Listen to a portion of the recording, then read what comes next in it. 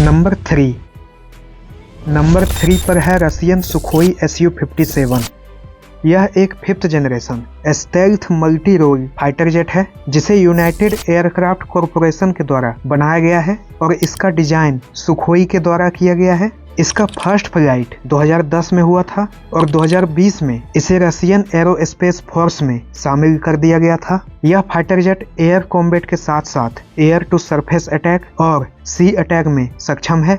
यह स्टेल्थी के साथ साथ सुपर मैन्यूवरेबिलिटी, सुपर क्रूज और लार्ज पेलोड के साथ आता है। इस फाइटर जेट को मिग-29 और Su-27 से रिप्लेस किया जाएगा। सुखोई Su-57 के शुरुआती डेवलपमेंट में भारत भी इसमें शामिल हुआ था, जिसमें 18 अक्टूबर 2007 को रूस के सुखोई और भारत के हिंदुस्तान एरोनॉटिक्स लिमिटेड के बीच 5th जनरेशन फाइटर जेट को साथ मिलकर विकसित करने पर समझौता हुआ था और सितंबर 2010 में सहमति बनी कि भारत और रूस प्रत्येक को करीब 50,000 करोड़ रुपीज इस प्रोजेक्ट में निवेश करना होगा और जिसे बनने में 8 से 10 साल लगने की उम्मीद थी, पर इसमें समय और इन्वेस्टमेंट बढ़ जाने के कारण 2014 आते आते इंडियन एयरफोर्स के तरफ से कहा गया कि यह फाइटर जेट इंडियन एयरफोर्स के आवश्यकताओं को पूरा नहीं कर पाएगी और इंडिया इस पार्टनरशिप से बाहर हो गया। पर सुखोई इस पर काम करता रहा और 2020 में इसे रशियन एरोस्पेस फोर्स में शामिल कर दिया गया।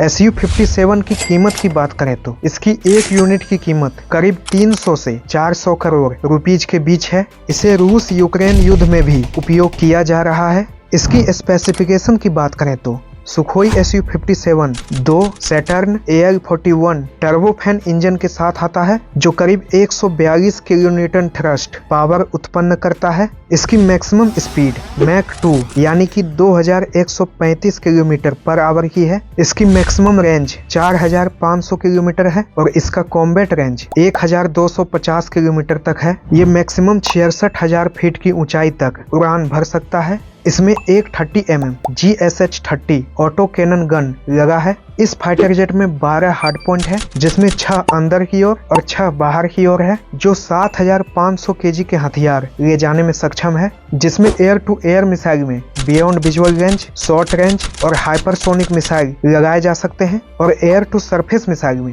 Anti radiation missile, short range, medium range और एंटी शिप मिसाइल के साथ साथ गाइडेड बम, एंटी टैंक बम लगाए जा सकते हैं। इसके एडवांस एवियोनिक्स की बात करें तो ये advance AESA radar, electronic counter measure suite, electro optical targeting system, infrared search and track system के साथ कई एडवांस सेंसर इंटीग्रेट किए गए हैं।